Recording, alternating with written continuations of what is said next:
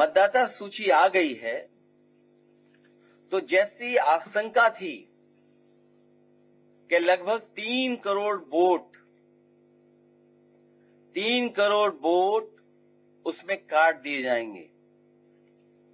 हम लोग आशंका केवल 3 करोड़ वोट की कर रहे थे, लेकिन उसी दौरान जब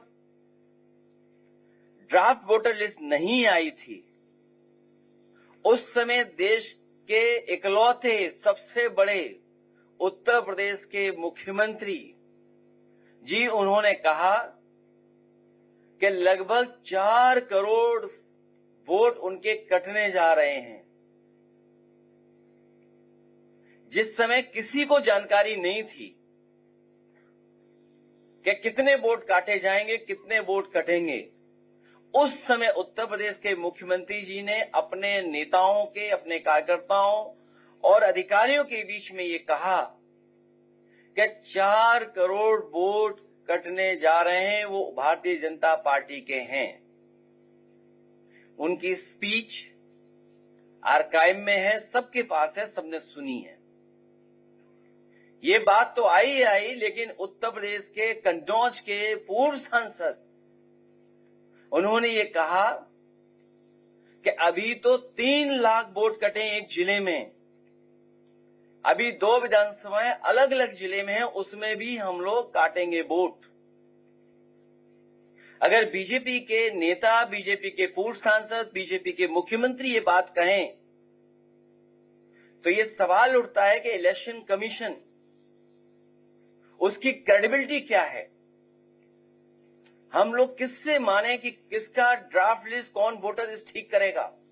और जब इतनी बड़ी एक्सरसाइज हुई हो तो हम उम्मीद करते हैं उत्तर प्रदेश के लोग कि वोटर लिस्ट ठीक होगी। चुनाव आयोग के माध्यम से और भारत सरकार की एक्सरसाइज के बाद जो डिफरेंस नजर आ रहा है, वो डिफरेंस इतना नजर आ रहा है कि लग रहा है कि कोई न कोई साजिश षड्यंत्र चल रहा है। वोट पीडीएस समाज का काटने का और अपना वोट बढ़ाने का। जब एक प्रतिष्ठित अखबार में ये बात आई कि सरकार ने ये निर्देश दिए हैं कि हर बूथ पर 200 वोट बढ़ाए जाएं, तो शक और गहरा हो जाता है। क्या कोई कल्पना कर सकता है कि एक दल ये कहे कि वोट बढ़ाया जाएगा 200, और सुनने में आ रहा है अलग अलग जिले में अधिकारी भेजे जा रहे हैं। अगर अधिकारी भेजे जा रहे हैं तो उसकी सूची कहां है? मेरठ बड़ा जिला है, बड़े पैमाने पर वोट कटे हैं। राजधानी लखनऊ में वोट बड़े पैमाने पर कटे हैं। वो गिनती में क्या दोबारा दोहराऊं कि जो गिनती हमने आपने सोचा भी नहीं था कि लाखों लाख वोट एक विधानसभा से साफ हो गए।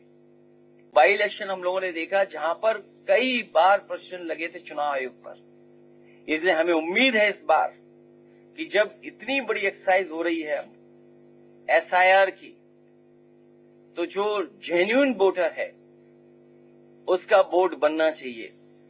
और हमारा तो सुझाव यह है कि कोर्ट में तो चल रहा ही है मामला, लेकिन उत्तर प्रदेश में कम से कम आयोग ये डिफरेंस देखते हुए ये फैसला ले कि आधार से जोड़ दिया जाए वोटर। महत्वपूर्ण सवाल ये बनता है कि जब पंचायत और विधानसभा में एसआईआर और वोटर लिस्ट समान बीएलओ तैयार कर रहे हैं, तो कैसे विधानसभा के लिए पूरे प्रदेश के मतदाताओं की संख्या 12.56 करोड़ है, जबकि पंचायत चुनाव के लिए केवल ग्रामीण मतदाताओं की संख्या 12.69 करोड़ है, लगभग 12.69। तो डिफरेंस कैसे नजर आ रहा है जब एक ही बीएलओ दोनों काम कर रहा है? राज्य निर्वाचन आयोग और नेशनल के आयोग के माध्यम से जो डिफरेंस नजर आ रहा है वो इतना नजर आ रहा है जब एक ही बीएलओ दोनों की काउंटिंग कर रहा है।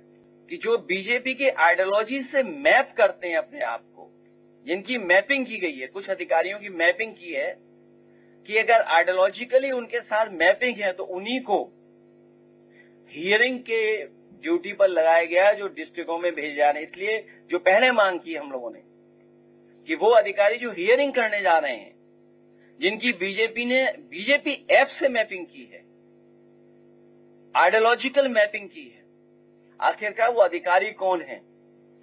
और हमने देखा है समय समय पर कि जब चुनाव होता है तो किन की पोस्टिंग की जाती है, किन को हटाया जाता है, जाति के आधार पर, धर्म के आधार पर भारतीय जनता पार्टी फैसला लेती है। इसलिए बीजेपी के ऐप से मैपिंग करके आइडियोलॉजिकली उनसे मैप कर रहा है जो अधिकारी, उसको निरीक्षण के लिए भेजा रहा है। बहुत सारी कमियां बहुत सारी जगह पर अखबारों के माध्यम से और हमारे कार्यकर्ता बता रहे हैं कि अभी भी वोटर लिस्ट में गलतियां हो रही हैं।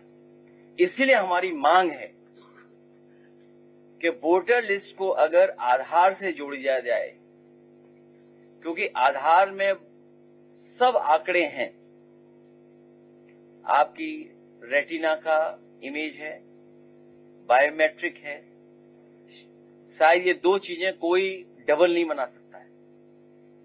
इसलिए आपके माध्यम से हमारी अपील है, फिर मैं वही बात कहता हूं कि आधार ऐसा बनाया जाए जो दोबारा कोई न बना ले। सुनने में आया कि भारतीय जनता पार्टी के पास बूथ स्तर पे वो मशीनें हैं जिससे वो आधार नकली बना लेते हैं।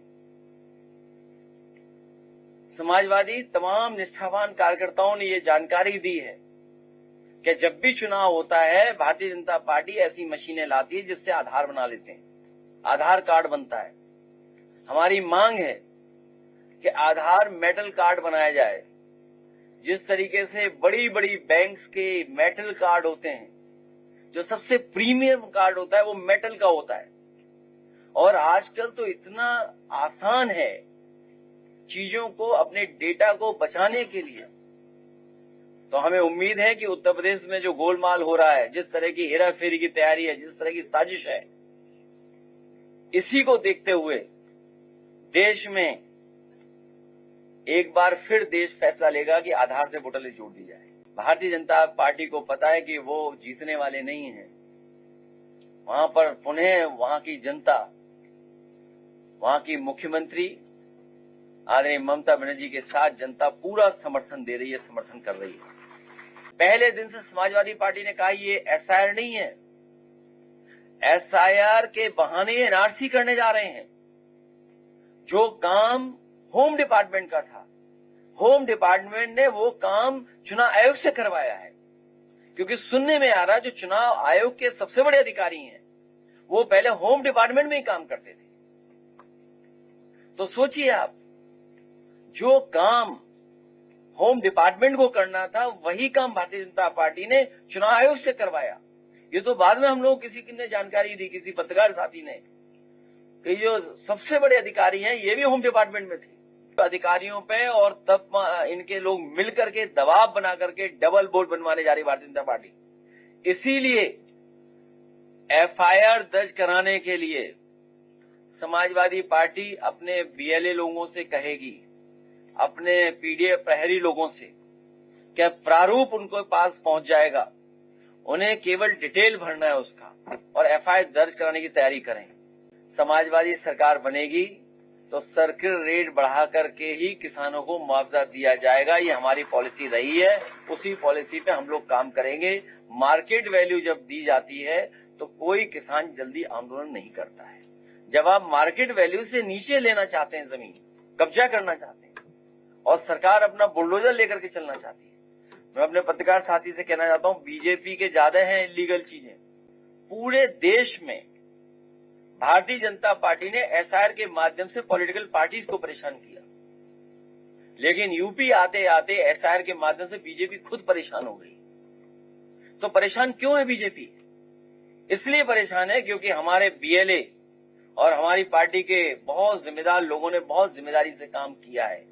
आगे भी हम लोग जिम्मेदारी से काम करेंगे। इसीलिए प्रारूप पहली प्राथमिकता पे हम लोगों ने ये तैयारी की है कि अगर कहीं डबल बोर्ड बनता है या कोई फर्जी बोर्ड बनाते हैं तो उस पर एफआईआर भी होगी और हम लोग आपके माध्यम से लगातार रहेंगे। और अगर हम लोगों को कोर्ट जाना पड़ेगा, आखिरी जगह पर दरवाजा वहीं पर खटखटाना पड़ेगा, तो वहां पर भी हम लोग जाएंगे।